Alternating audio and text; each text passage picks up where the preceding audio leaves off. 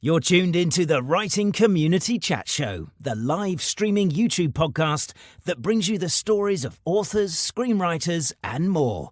Indie or established, this show's for the community, and we invite you to be a part of it. Head to thewritingcommunitychatshow.com for more info. The WCCS. Together as one, we get it done. Hello and welcome to the Writing Community Chat Show.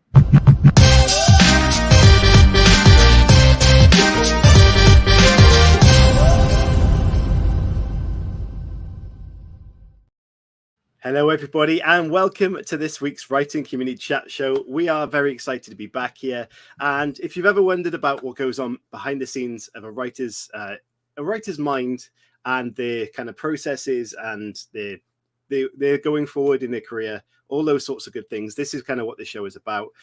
Chris Hooley is with me as always. Thank you, Chris. How are you doing? Yeah, I'm very good, thank you. How are you? I'm really warm. It's a hot day today. But yeah, I'm really good. Thank you. It's been a busy week doing things. Some things are going on behind the scenes in my script world, so that's exciting.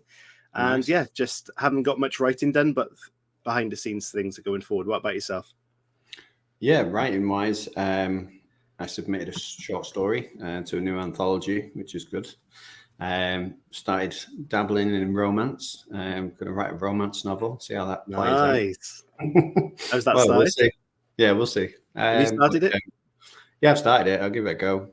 See how far we get with that. And yeah, I started a carnivore diet with Harrogate in mind, because obviously we're going to Harrogate in about 6 weeks. But if I'm going to appear on camera, I need to be tanned and slim. Yeah, you do. You appear on camera every week, Chris Hooley.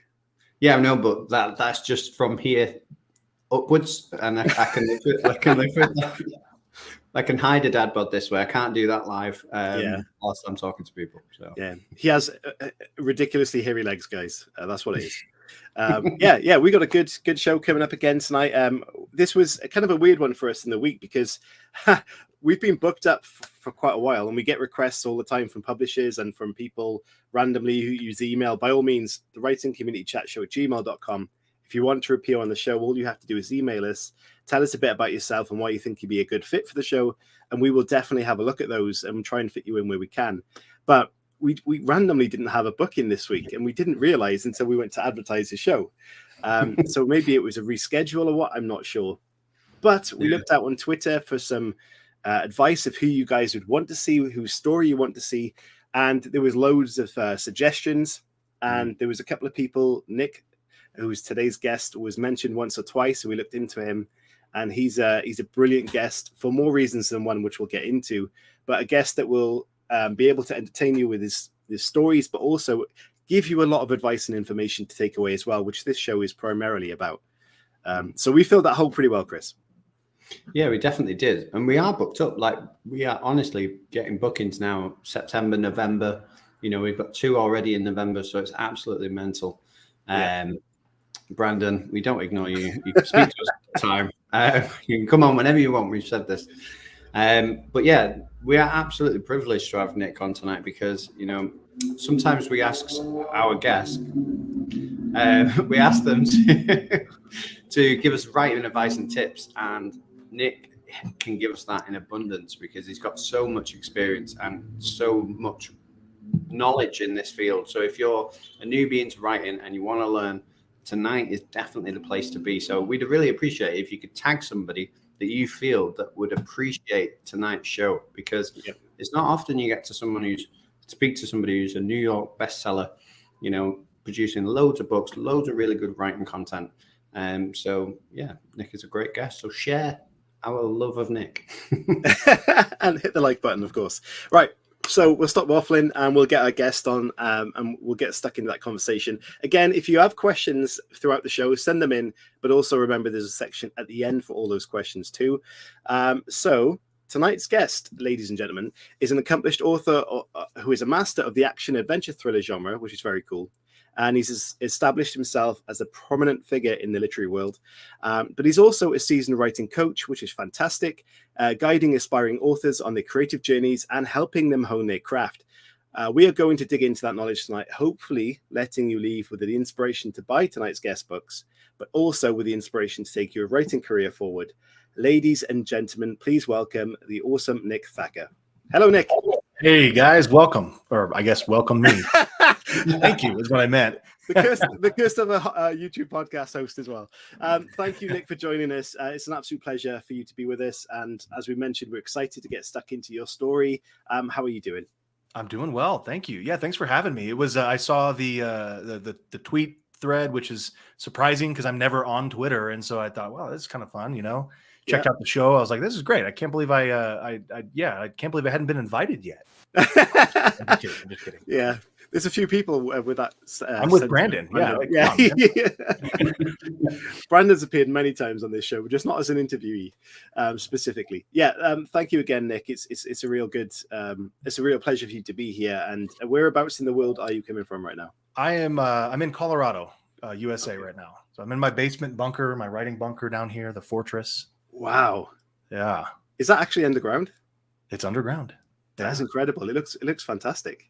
Thank you. Yeah, well, I set it all up for video. I'm like 800 pounds, and it's all filters that I'm using, right? And no, I'm just kidding. If I had a filter, I wouldn't make my face look like this. Trust me. Yeah. No, it's like a walkout basement. So it's a really nice. It feels like a downstairs rather than a basement, right? Wow, that's the dream, Chris, right? And the basement. I mean, the crime writer in me is just alarm bells. Are there bodies under the floor? Things like that. No comment. Yeah, I can't disclose that information. Yeah, brilliant. Okay, so we love to start the show off like this, and it's because we get to learn about yourself as an author, but more specifically as a person in this section of the show. So I'll play a very, very quick video that introduces round one, which is the road to writing.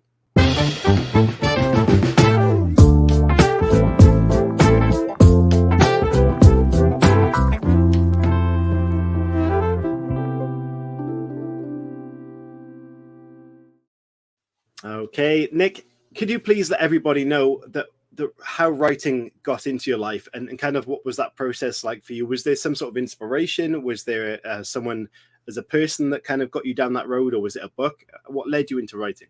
It was all the above. I call myself an accidental novelist. Yeah. I did not ever want to write as a kid growing up. I actually hated it. In English class, right, we had to do and write all these essays and things. I hated every moment that I was writing. It was just miserable for me. But I did love to read. And so about, I guess now 11 years ago, my grandfather passed away, and he and my dad and I had all kind of swapped these thriller novels that we liked to read. And so that was the genre I liked to read. And I thought, as a gift that year for my father for Christmas, I'm going to write a book. How hard could it be?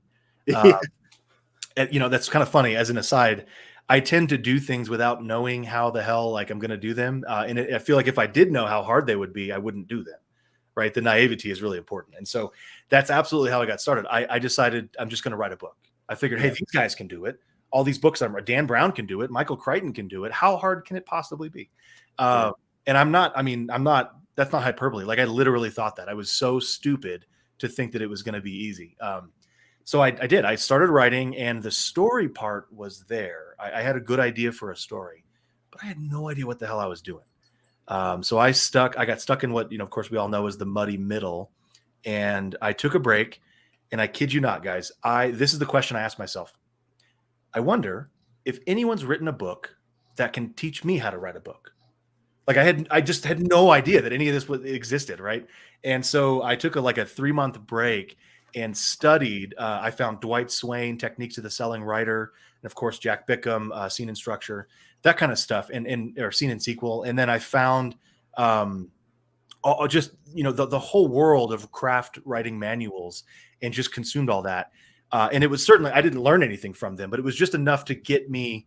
I didn't learn. I was too stupid to understand what I was reading at the time. The books are great, but it was just enough to get me through that first book. And so I wrote the first book. Of course, I gave it to my dad, and he was like, "This is such a good book. I love it. It's the best thing ever." And I was like, "That was it. I was never going to write anything ever again." But at the same time, this is 2011, right? So Kindle starts becoming a big thing. And I'm starting to hear about the Amanda Hawkings, the John Lockes, the guys that are killing it, right? And I thought, well, hell, I can just at least upload it to Amazon and see what happens while I wait on the publishing companies that I've queried to get back to me with millions of dollars of offers, which didn't end up happening. And so I put it on Kindle and I sold all of, 5 or 6 copies. And that was that. But I was working at a marketing company at the time. And so the marketing was sort of part of my DNA. I knew how to do that really well. And so I figured, well, hey, I'm going to start building a mailing list. Maybe people want to hear about more books, if I ever want to write again.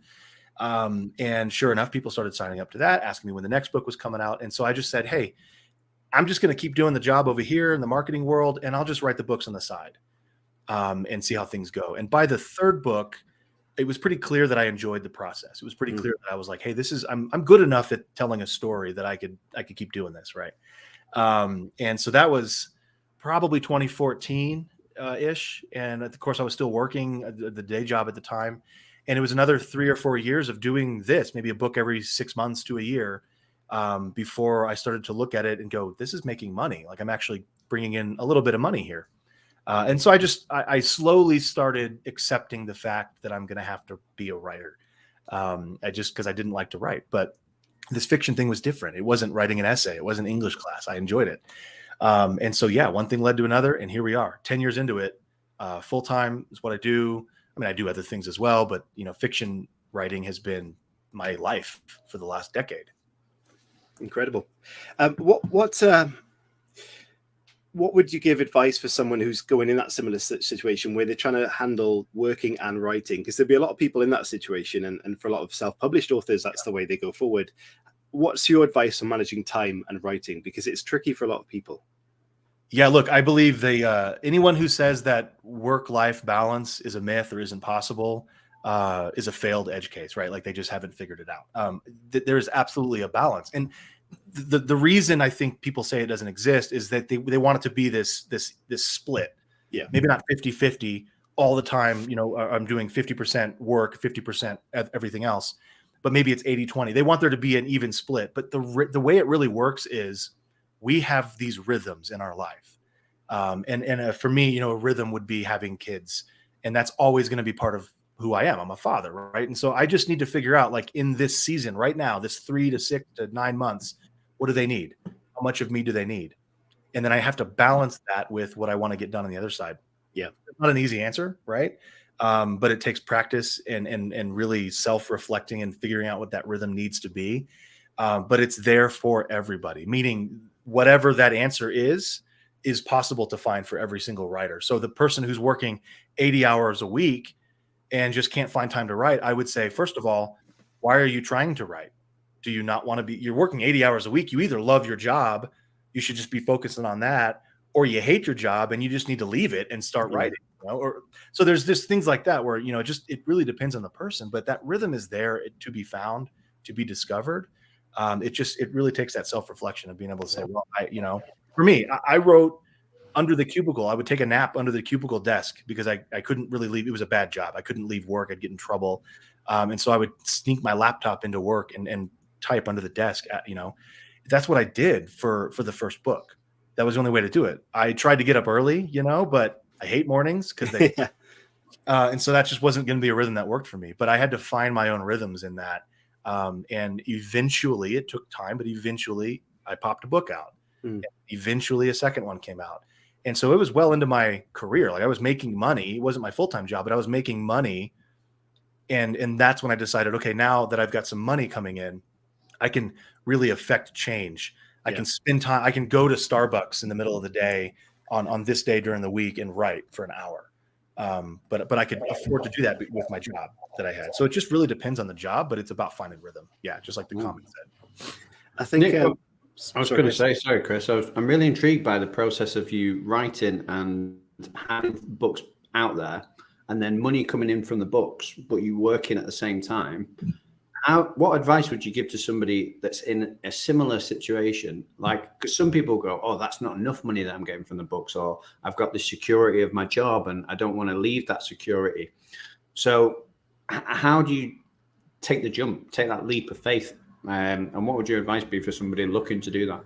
For me, you have a wife like mine who says, you got to take the leap or you're not. You got 3 months to decide, And it wasn't an ultimatum like she was going to leave me, right? But she was just, I worked at the time. I was working at a church. I was a tech director, a worship director, busy job, not 80 hours a week, but it was busy. I had a lot to do, but I also had a lot of freedom in that I could go and say, okay, I've done what I need to do. There's no one micromanaging me. I'm not clocking in and clocking out. I can go to Starbucks and write. And so I started doing that for the last a couple of years of that job. And it would just be more and more writing. I'd be doing more and more writing, and I was making more and more money doing it. And pretty soon got to the point where I was hitting the salary I got from the church, which was a low salary, but it was a lot of money.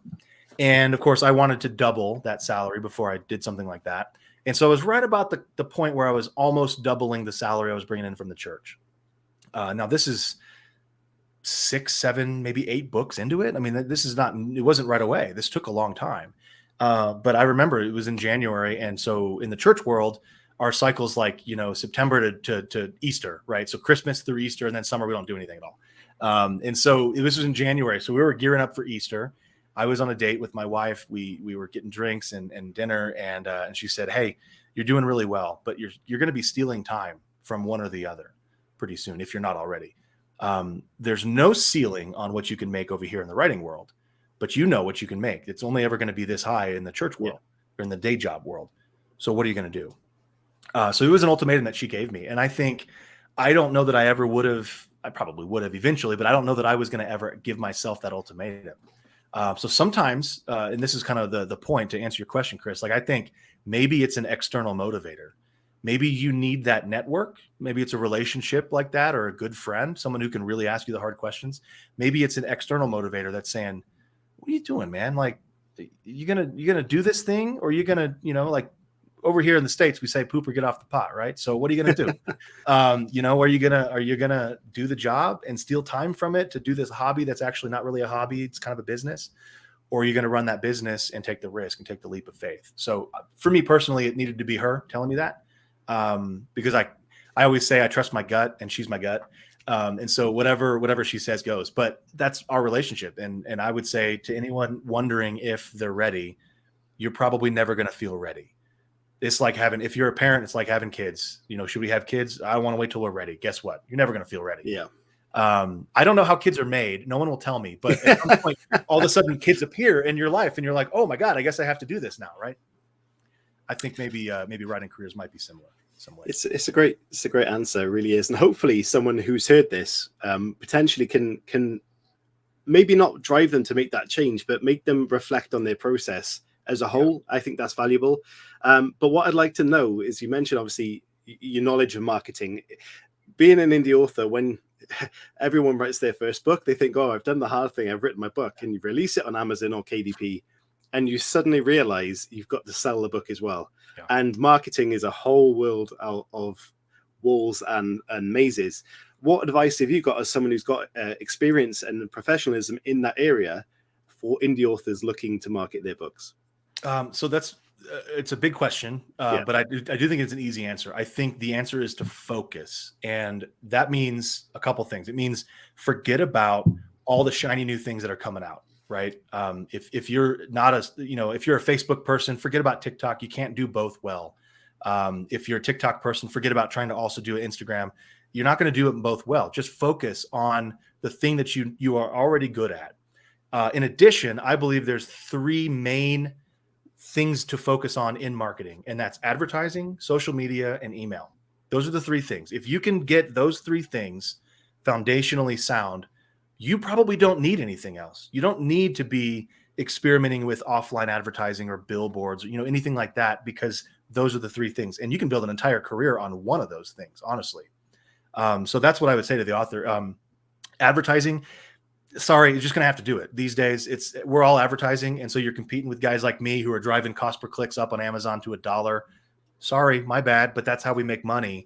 And I'm not saying that you have to just jump in head first, but you can start advertising slowly on different platforms, Amazon, Facebook, BookBub. There's definitely territory available for you.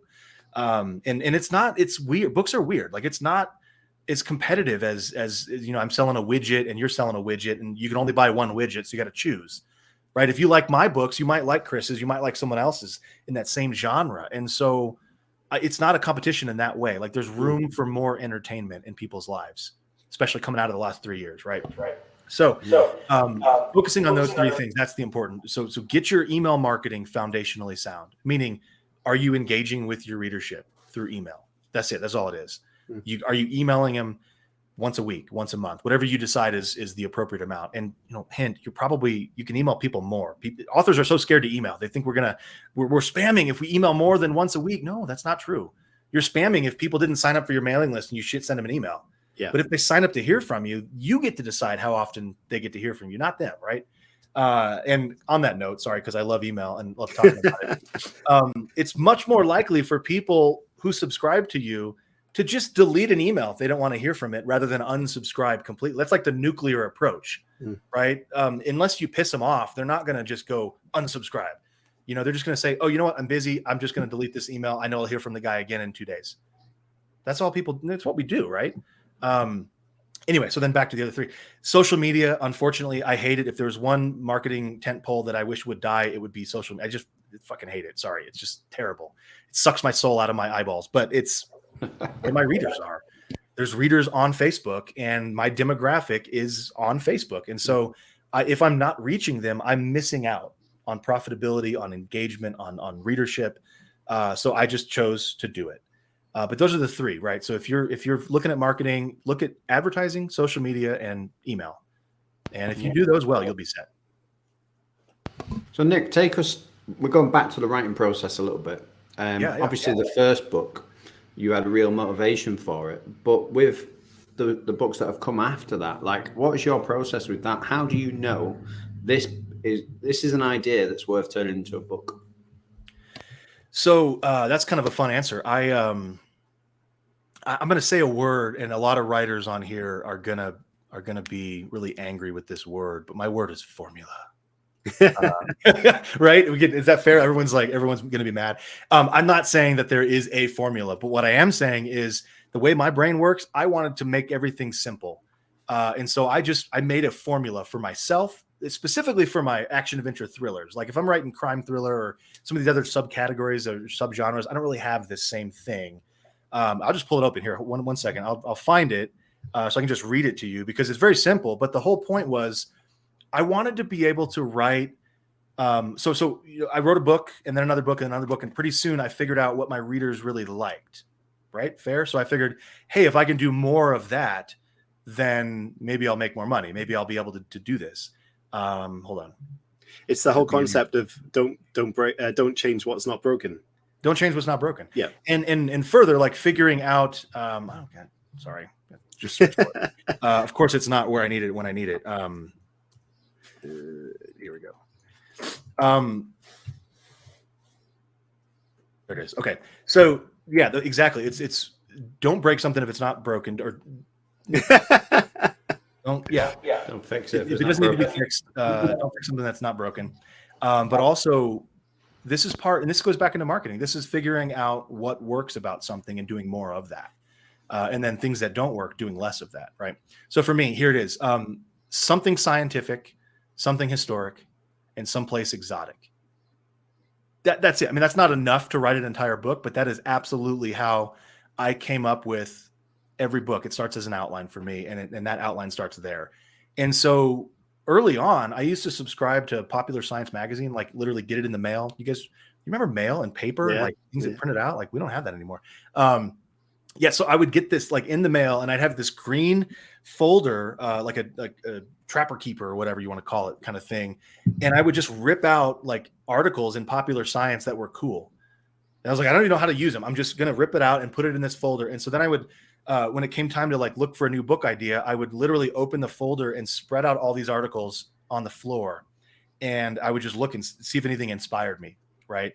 And then when I came up with this formula for myself, it got a little easier because I would say, okay, I need something scientific. Let's give the bad guy some prototype technology that they can use to take over the world, right? Like Mr. Freeze from Batman. Let's make something historic that we can tie into it. And then thrillers, the answer is always Nazis. We always love to hate Nazis, so let's make it story, right? But then we do a flashback or like a prologue or whatever you want to do. But all of a sudden, you have some history to pin it on. And the best part about history is that we don't know what happened half the time. So you can make up whatever you want and be like, yeah, the Corsicans traveled over here to Egypt and built the pyramid. I don't know. You get to make it up as a writer, right? And then someplace exotic. Put the bad guys lair in Antarctica, because 2 reasons: it's cool, and second of all, no one's ever been there, so they can't call me out on things that are wrong. So if I put a pyramid in the middle of Antarctica, I'll be like, I don't know, have you been there? Do you know, reader, that it's not there? Because it might actually be there. Getting into the realm of conspiracy there, Nick. Pyramids in Antarctica. Maybe. Brandon, Where that ideas come from. And Brandon said that's why I had the unicorn jumping over a rainbow. There you go. Perfect. Yeah, so I was going to ask about that. Your novels explore a lot of different places and different sort of environments. Have you actually been on any research trips in the name of research for your writing? Sure. Not too many, but sure. Yeah. There's places that aren't exotic that my characters go to all the time that I've been to, right? So places in the United States. I've traveled overseas a little bit. I would love to be able to just afford to go to Antarctica, and find the pyramid, right? Not quite there yet, but excuse me. A lot of my research does happen using Google machine, right? It's just searching and figuring out, reading books, experience, trying to put myself in a historical context, maybe, but just really trying to get in the head of somebody who's lived in that place. And again, I'm not trying to copy that, but I'm just trying to get my readers to be able to be there as well, because a big part of my demographic is that armchair traveler. These are people who, for whatever reason, can't or won't travel in real life, so they do it through books. And so I figure if I can help them get to another place, I'll try to. It's my job to make it as realistic feeling as possible. Yeah. So when I wrote the Amazon Code, I read it's almost a tribute to James Rollins, my favorite author, who wrote Amazonia, and so it was this like 4th or 5th book I wrote. So I wasn't very good at it yet, but I knew that I wanted to get the setting right. And one of the things about the Amazon rainforest that I think a lot of authors get wrong is everything's green, everything's lush, everything's a fruit tree with some magical fruit on it. And that's just not the way it is. It's kind of brown, the river kind of sucks. It's pretty, but it's a different kind of pretty, right?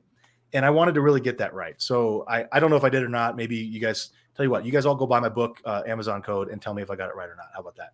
Absolutely. But I hope that answers the question. Yeah, I have not traveled to every single place I put in a book, and I don't think we have to as authors. I'd love to. I think everybody would, but you don't have to. Let's talk a little bit then about you being a writing coach, because I find that really interesting, and I'd love to know at what point you decided from being an author to take that leap into becoming a coach as well. What the reason was behind it, but also what you find kind of exciting or intriguing about the role itself. No, that's a great question. So most of this formalized process I've been setting up, I'm calling Book Career in a Year. Website's bookcareerinayear.com. It's exactly what it sounds like. Can you become a full-time author in a year? Well, here's all the things that I would have done if I knew how to do them right early on. However, this wasn't something I just started this year. I have been doing some nonfiction type stuff since I got started, since even before I got started. For example, I was going to be the next Tim Ferriss and you do like life hacker blog type stuff. Did that even before I wrote fiction. And so there's always been kind of a nonfiction bent to what I've been doing. And the way that I believe has led to me doing nonfiction in the sense of when I do something in fiction or when I learn something about the craft of fiction or the marketing, in my mind, I try to process it in a way that I'm teaching someone else, so that I can learn it better. Yeah. And of course, there's a lot that I brought with me from the marketing job that I did for 10 years, before I stopped writing or started writing. That was second nature to me, that I realized a lot of authors didn't know. Cost per click ads, that cost per meal, 1,000 or whatever, like all just different terms that I was like, that's what I did all day. People don't necessarily know that. And so when I started writing about this stuff, I was realizing that there was authors that were being really helped by that. And so I thought, well, hey, if I can formalize all this stuff, then I can be in a position where more authors can bring their book into the world, right? Now, I don't think I mentioned this before, but I actually work for Draft to Digital as well, which is a perfect marriage of what I do as an author and what I do as a nonfiction author, right? As a coach or teacher, whatever. And so I run a department there called Author Success. So it's all the same sort of thing. It's all the same world.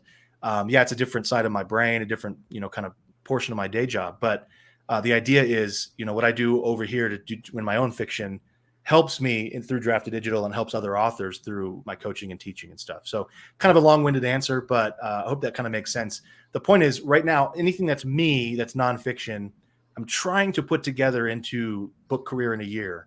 So there's courses that are affordable. There's eventually going to be coaching, and we'll have all kinds of special stuff there that people can do.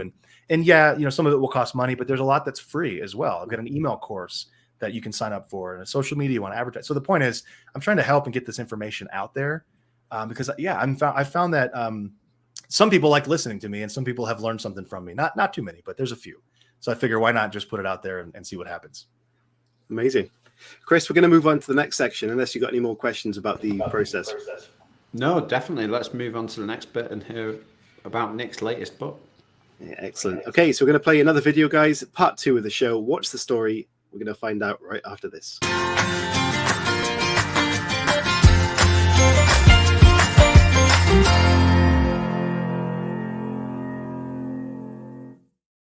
Hey, check that out, Chris. I did the right video today. Nick, can you please let everybody know what your latest story is about? I've put the contestant up in the corner there. I hope that's the latest one, because there was quite a few books on your Amazon. It's not the latest one, but that's fair. It's relatively recent. It's when I think the last 3, maybe 4. Wow. I think I can't remember the most recent one. It's either if anybody should know this, it's probably me, right? I think it's the Solomon Key, which is set in the Solomon Islands. The contestant, though, that is the first. I love that book. I've got a box of them back here that I'm trying to give away, and so I think it's a great book. It's the best side of me, right? It's a culmination of learning how to write over all these years. I'm still learning. I'm still trying to figure things out. But that one, I feel like I just got right. Yeah. Maybe the readers, will disagree, but it seems to be doing really well. But it's a techno thriller, something I've always loved to read. And I just I put some techno thriller elements into my books, but I'd never really gone, whole hog and said, I'm going to write a technological thriller. So the contestant essentially it's a dark web game that kidnaps genius computer scientists and gives them problems to solve live on the internet, or they die.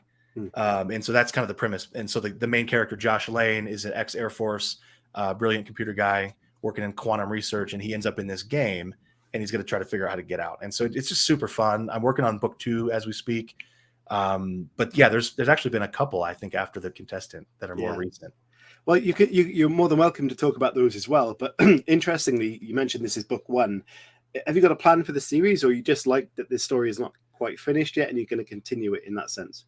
So yeah, a couple things. I usually always will write in series. Just my personal career, the way I've discovered this. I know there's a lot of authors that are the same way. Maybe not everybody, but for me, I make more money when books are in series. Okay.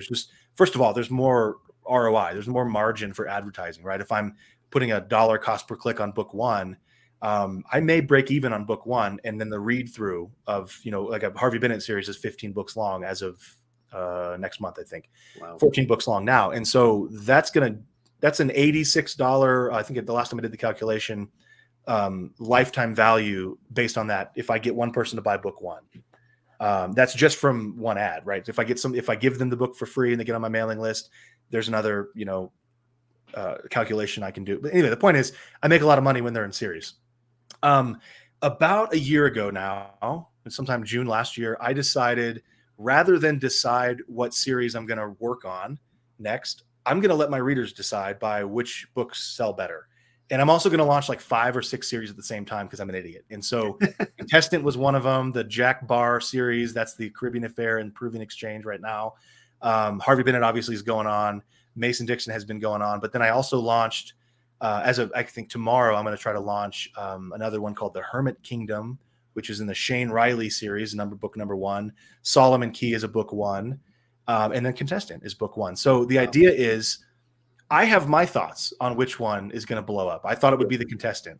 Turns out I think my readers like the Solomon Key better. And so I may focus on that one next and do book 2 and maybe book 3 before coming back around to the Contestant.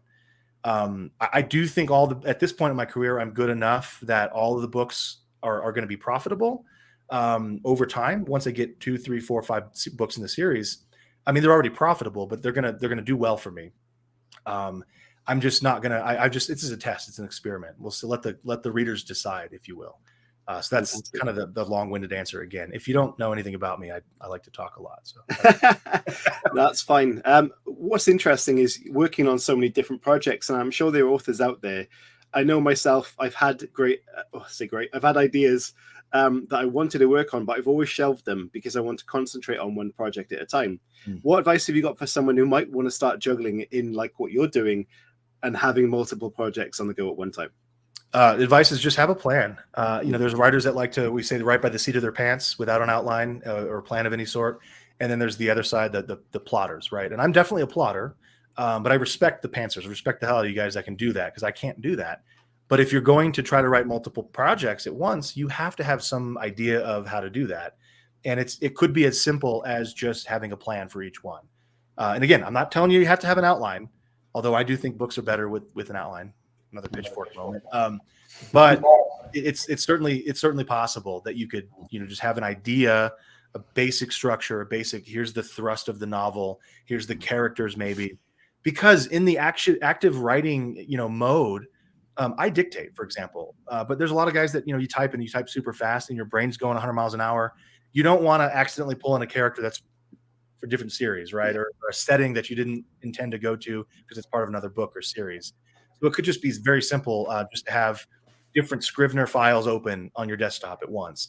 And when you're in one, that's how you block everything else out, full screen mode, and you're going. But it really, again, it comes back to the rhythm, comes back to the habits that every writer is a little different. For me, it's very simple. I can write 4, 5, even 6 books at the same time because every single one of them is outlined. So I just pop open the outline and say, what do I need? Okay, that's right. Jogs my memory.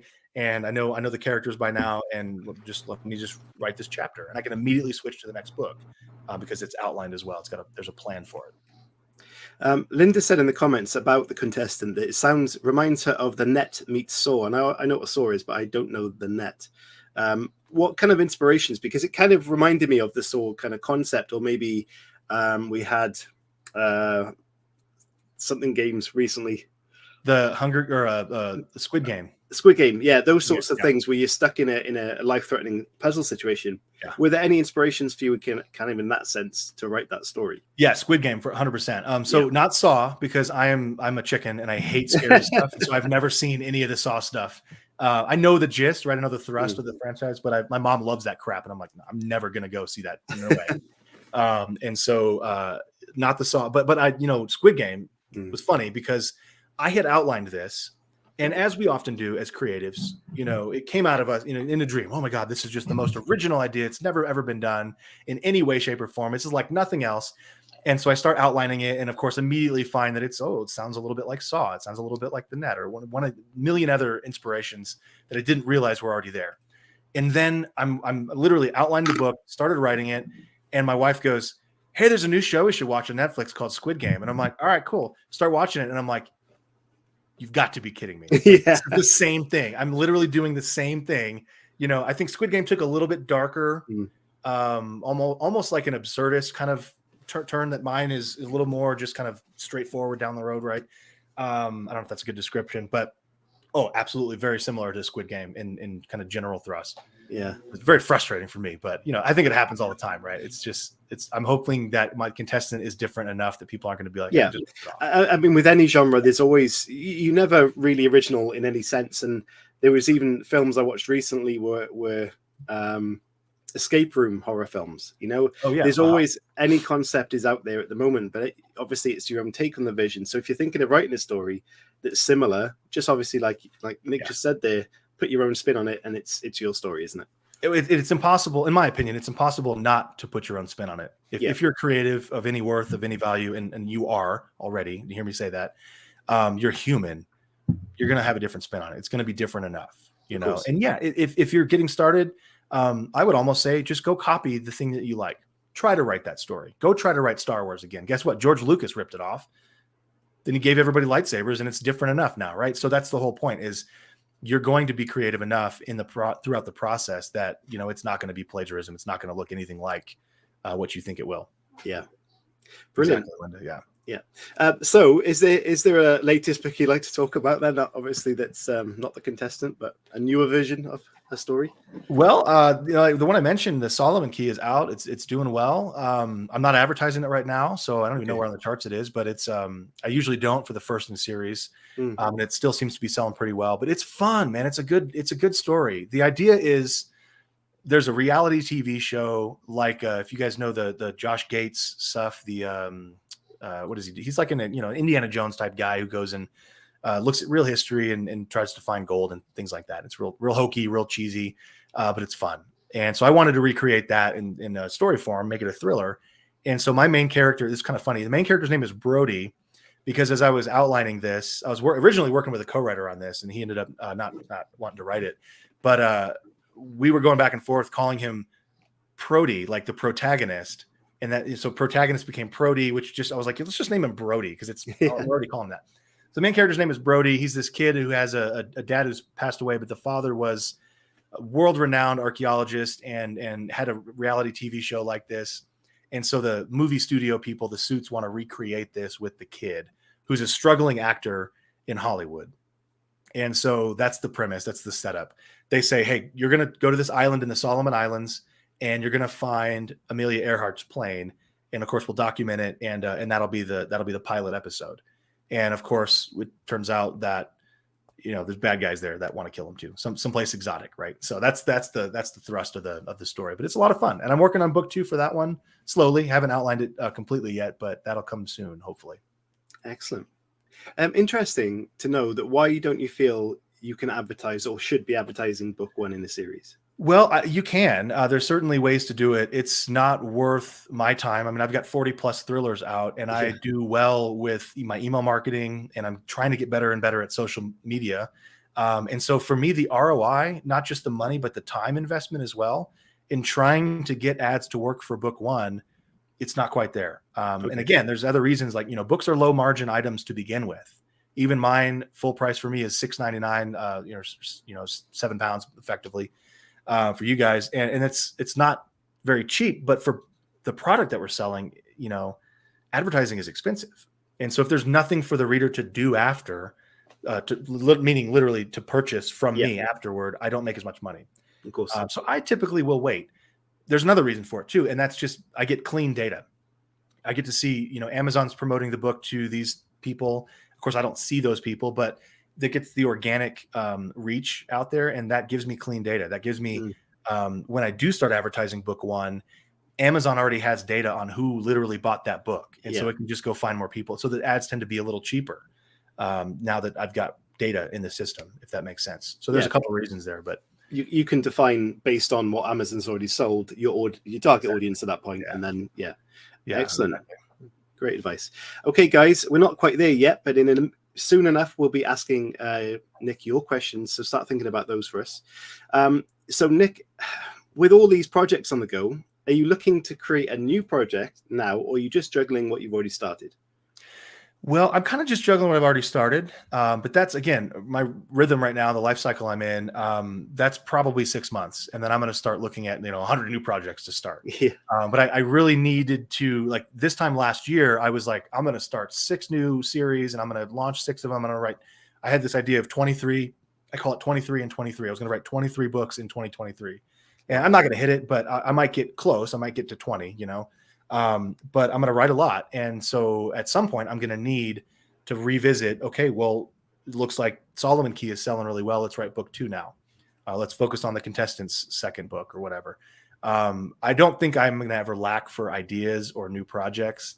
I think once you get into this and do it long enough, they start to just appear, opportunities come faster. We kind of, it's like you make your own luck kind of thing. I feel like I'm never going to have a lack for things to write about. So Nick, take us into the process a little bit, because you just said 23 books in 2023, which sounds to a lot of people like, what? That's insane. Yeah, for sure. Yeah. And you mentioned before about dictating, which is I find fascinating, because obviously typing in itself can be a labor sometimes. So talk us through the process of you writing a book from start to finish, how long it would take, how long the first draft is roughly, and things like that. Yeah, no, that's a great question. I love dictation after 10 years of hating dictation.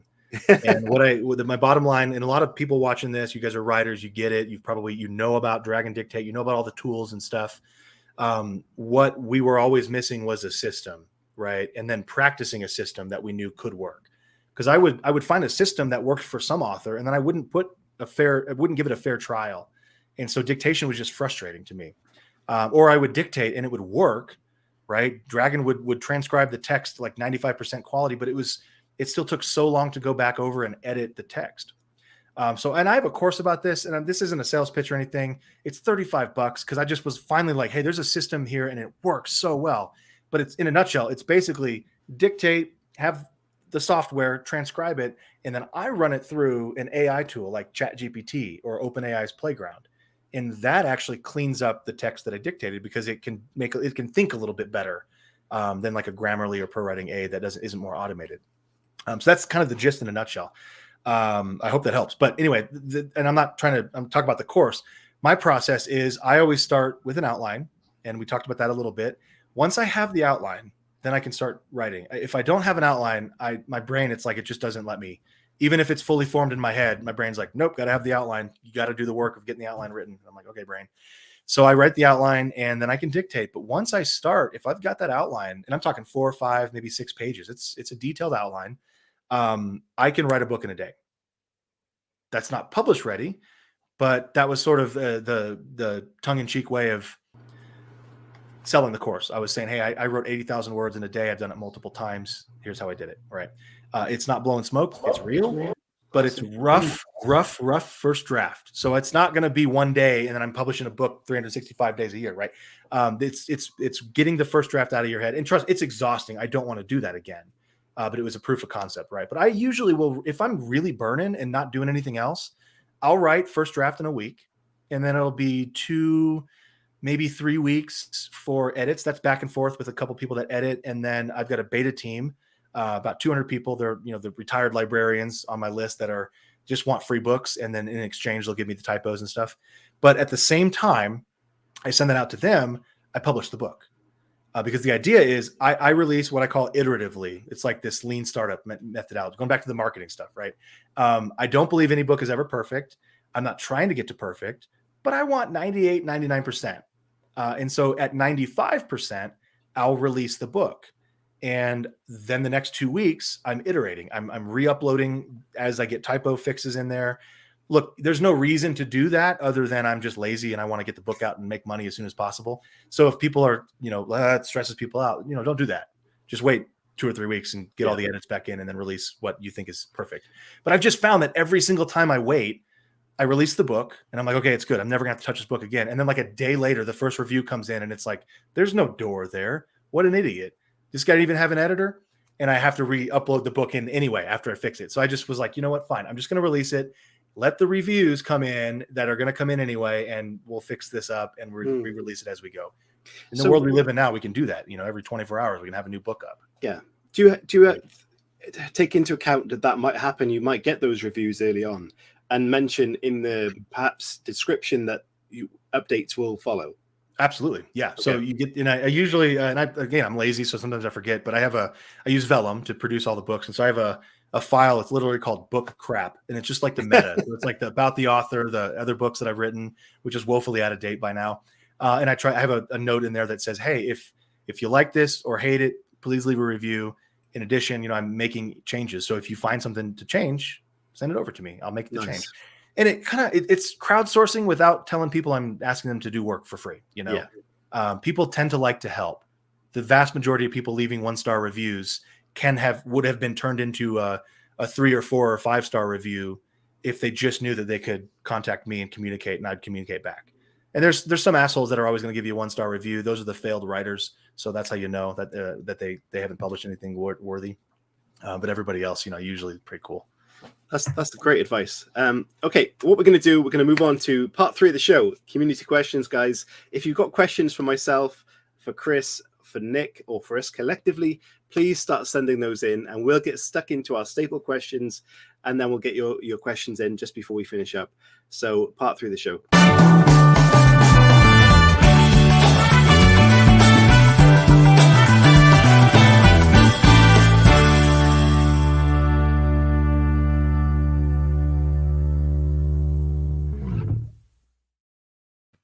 So, Chris Hurley, we know you love to start these questions off. So, which one are you going with first? So, the first question is, if you could take any fictional character and take them as your own and use them as you wish, which character would you pick and why? Terminator.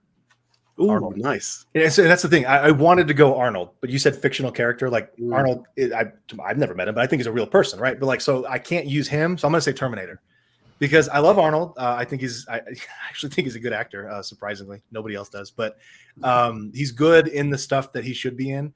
But I think it'd be hilarious to put him in one of my books and have him just be like Arnold everything, like get to the chopper, just losing his mind. And yeah, I just think it'd be fun.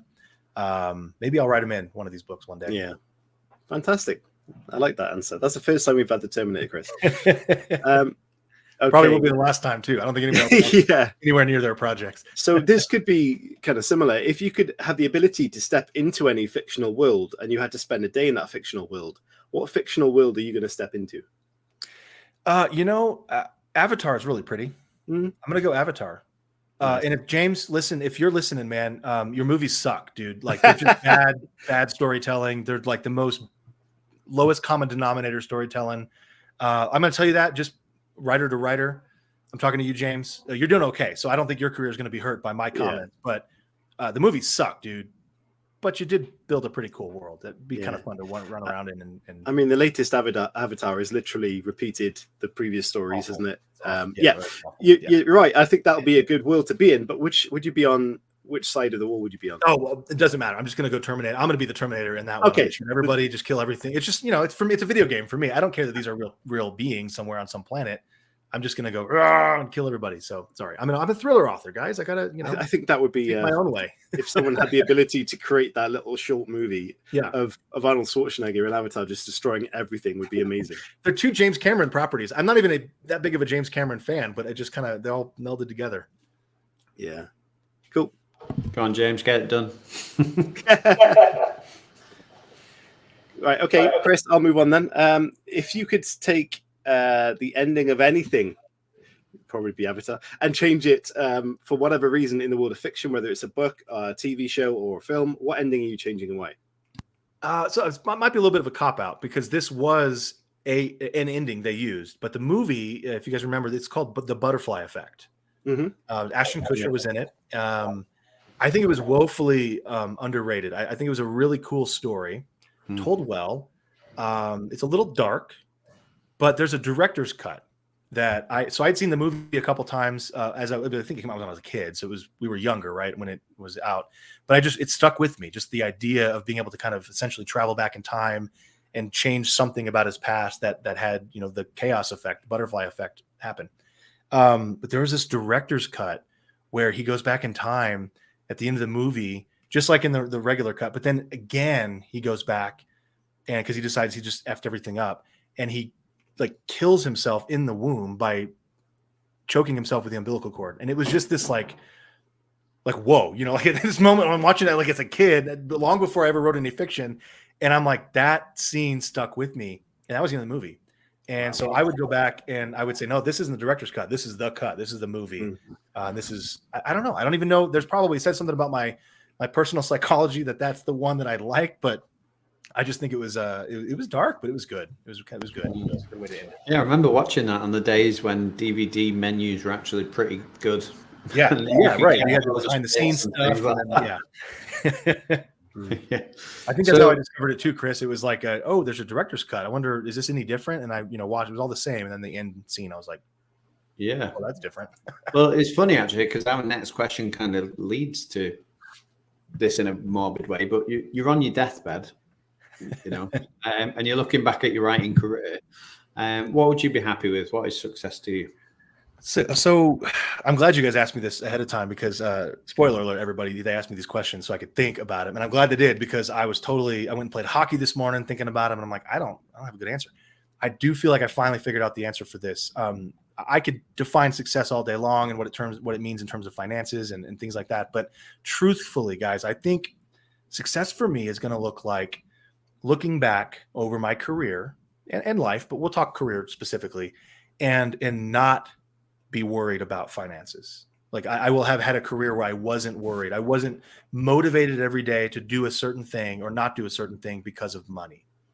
That's a very personal answer because I don't think everybody in the world gets anxiety the same way I do about money, but it does seem to be common for us writer folk, right? Like we have anxieties and worries and depression and fears and all these, therapeutic terms that come up. And a lot of times they are related to finances. Absolutely 100%. That's me. Money is important, but we all know the old adage of it not being everything and not buying happiness, all the stupid stuff that we hear. True or not, I don't know. On my deathbed, I have a feeling I'll probably know if that's true or not. And I just hope that I can point back and say, I didn't go through every day worried about money. I just went through every day going, this is the project I want to work on. This is the person I want to be with. It wasn't about money. It was just about the time that I wanted to spend with them or, whatever I wanted to do. Fantastic. Good answer. Yeah. Okay. We're going to get questions from you guys in the chat. Thank you for the ones that have been sent in already. Linda's got one there. Says you are transported into a gladiatorial battle of skills. You can bring 2 fictional characters to aid you. Who do you bring and why? I guess James Cameron and Terminator, right? I guess one's not fictional. Yeah, that's a great question. So gladiatorial battle. So I'm gonna go. What's his name from Gladiator? Russell Crowe's character, Maximus Meridius or something. That's a safe bet. Like, yeah, he's got the he knows the vibe pretty well because it's literally a gladiatorial battle. And then I'm gonna go Terminator because we're on the Terminator kick here. I don't think that's a bad call. Bring a non-human into I just hide behind Terminator and Gladiator. Yeah, that's a good answer. Okay, Anya says, if you could have a film made of one of your books, which one would it be, and who would be your main character star? Ooh, the second half of that question is tough. First of all, besides the fact that every single one of my books would be the most amazing movie ever made, Michael Bay, if you're listening, get on it. I do think there's a soft spot in my heart for the Enigma Strain. It's the first in the Harvey Bennett series, which has been my breadwinner, my moneymaker series. It's what most people know me for. I don't know that it's the best book that I've ever written, but it's fun. It's got a lot of movie potential in it. Excuse me. I apologize. I was trying to hit the mute button and missed it. And I just think it would translate to screen really well. But again, I'm thinking commercially here. Book 1 in a series. We make the Enigma Strain. We got 15 other books at least, or 14 other books at least that we can make movies out of. So money. And who would star? I don't know. Terminator probably wouldn't work so well in as Harvey Bennett. But I kind of always pictured. Of course, his name is blanking now. He was in Wolverine. He was in X-Men Origin with not Hugh Jackman. He was not Hugh Jackman, but his brother, the other guy, the big, because Harvey Bennett, his character, he's big. He's like resilient, this like kind of bear-shaped sort of person. I cannot remember his name. No, I can't think of that. I'm sure someone in the chat will come up be able to throw it up there. But yeah, he's a pretty popular actor. He's been in He's been on like a hockey movie, a couple things, but he's typically not a main screen guy. He was in X-Men. Did you say? He was in X-Men Origin. Yeah, the one with about Wolverine's past, Wolverine's origin story. Let's have a little look. Yeah, you pull them up pretty quick. I can search too. It's not Liv. Yeah, Liv Schreiber. Yep, that's the one. Yep, Liv Schreiber. Yeah, I just always pictured Harvey Bennett as Liv Schreiber would be a perfect stand-in, and I think the acting would work too. I think he's got that kind of reserved quality that he can do, and Harvey Bennett is a reclusive sort of character, right? He doesn't really like people, so I think that would work. Yeah, Liv Schreiber. Fantastic. Liv, if you're watching too, man, I think James Cameron's watching. Michael Bay should be on by now. We're tagging them all after this. You three get together, right? We got actor, producer, director. Boom, done. Well, I've got some scripts to throw in as well. We'll have a big session. Okay, before we wrap this up, then you mentioned earlier hockey. You've referenced it twice, actually. Yeah, sorry, I can't get it out of my head. I've seen a hockey ball on my desk. What kind of hockey are you playing? Well, so I grew up in Texas, which is this amazing country just south of the United States that likes to do things their own way, including not have hockey. And if you're listening, Dallas Stars, you're not really a hockey team. You guys are wannabes. I'm a Colorado Avalanche fan over here in the NHL, but I always loved hockey growing up. Mighty Ducks, best movie ever made. No, I will not accept questions on this matter. But so I always loved hockey, but I never got to play. We didn't have any money for it. It was, the rink was across town, and it was all melty, you know, and so I just never got to play. And so I moved up here 12, 13 years ago, and there's a lot of hockey going on. There's a good men's program just north of me, 10 minutes up the road. And I kept hearing about people playing, and I was like, you know what? I'm not getting any younger. I'm going to go choose this as my midlife crisis. So earlier this year, I think it was January, February, I started doing what's called Big Rookies, where it's just drills and training, and they just teach you how to play hockey. And I am so bad at hockey. You guys think I'm bad at writing? You should watch me play hockey. It's horrendous, but it's amazing fun. And so I literally just got off the ice, came home, ran in here, haven't even showered yet. So this is not smell-o-vision, thankfully. But yeah, I'm loving it. I'm loving it. Have you seen the TV series Shoresy? So parts of it, yeah. I can't get my wife to watch it, and we're still in that part of our marriage where we watch shows together. So it's one when she's gone, I'll put one on, but I love it. Yeah, I really enjoy watching that. Yeah. And yeah, very good. Okay, what other hobbies do you have outside writing then, apart from your hockey? Well, I was a pretty avid beer whiskey connoisseur, but I've had to kick that. I'm a little old now to be. That's a young man's game to be doing that every night. But I still partake. But the time is right. I love Colorado, man. I love being outside. I love doing this stuff Colorado's got. I love to ski when I can.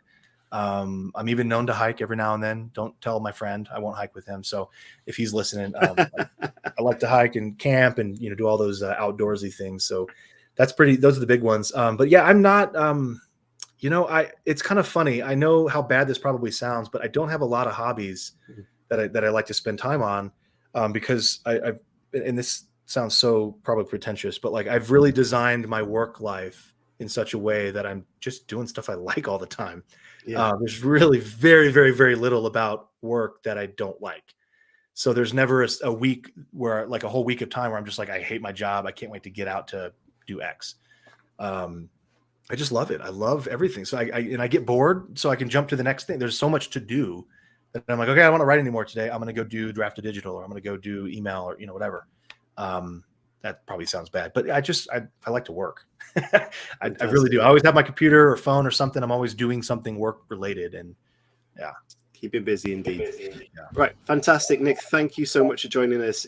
You've had an incredible story, and so much advice out of this show has been wonderful. So I hope you guys who watched this have picked up some information. And as Chris Hooley said rightly earlier, if you know someone who can take value from this, please tag them or let them share it with them so they can get the benefit of it. But yes. Nick, before we do wrap this up, where can people find out more about you, and where can they pick up your books? So best place to start, fiction and nonfiction, either one you're interested in, nickthacker.com, under construction, as most websites are, but I've tried to kind of put everything in an easy to find place there. So that's a great starting point. And if you're interested as an author, kind of the nonfiction stuff that I'm doing, that's all at bookcareerinayear.com.